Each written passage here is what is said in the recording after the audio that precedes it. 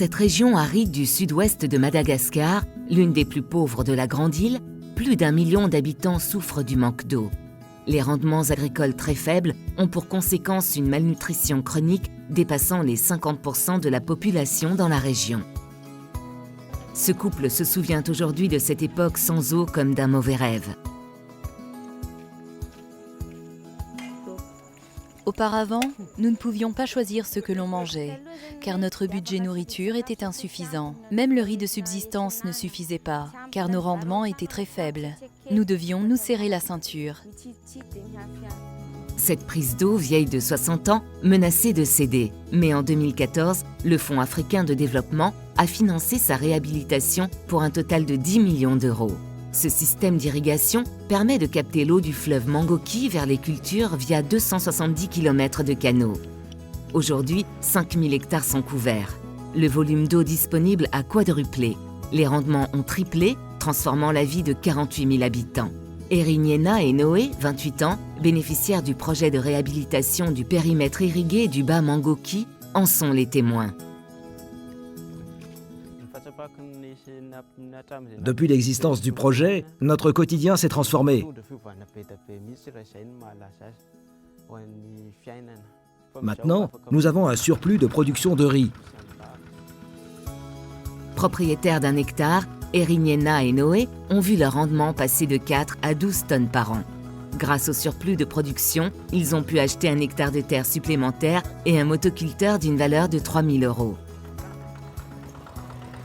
Actuellement, nous attendons un enfant. Nous nous sommes préparés à son arrivée. Nous allons pouvoir bien nous occuper de lui.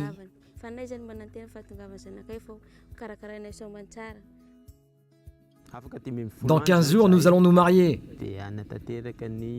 Nous remercions le FAD du fond du cœur, car le projet nous a apporté un grand changement dans notre vie. Nous n'avons plus peur pour notre avenir.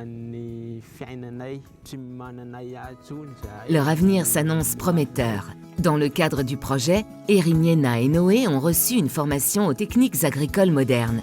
Leur rêve, fonder une ONG pour former à leur tour les agriculteurs.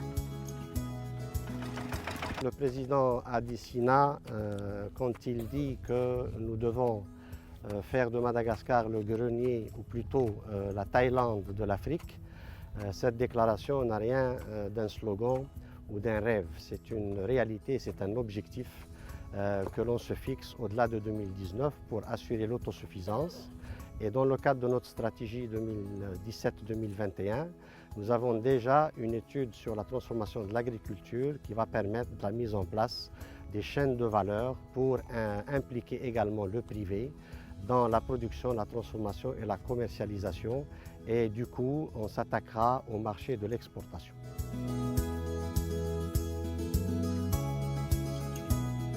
Grâce à leur confortable situation, Eriniena et Noé ont la possibilité d'aider leurs proches. Jonika, 13 ans, est un des bénéficiaires indirects du projet. J'habite ici depuis 1 an parce que ma mère ne peut pas me prendre en charge. C'est ma cousine, Erniain, qui se charge de mes frais de scolarité au collège ici. Et je la remercie beaucoup.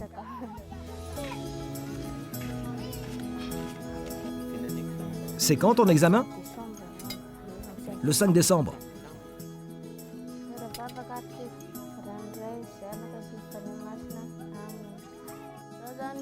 Je mange bien. Je suis bien rassasié. Ce qui me permet de bien travailler à l'école. J'ai réussi à être premier de la classe en 5e. Forte de ce succès, le Fonds africain de développement, en partenariat avec le gouvernement malgache, a décidé d'étendre le périmètre irrigué du bas Mangoki. L'objectif ? Doubler la superficie cultivable et atteindre l'autosuffisance en riz dans la région à l'horizon 2019. L'espoir d'une vie plus radieuse pour des milliers de couples comme Eriniena et Noé.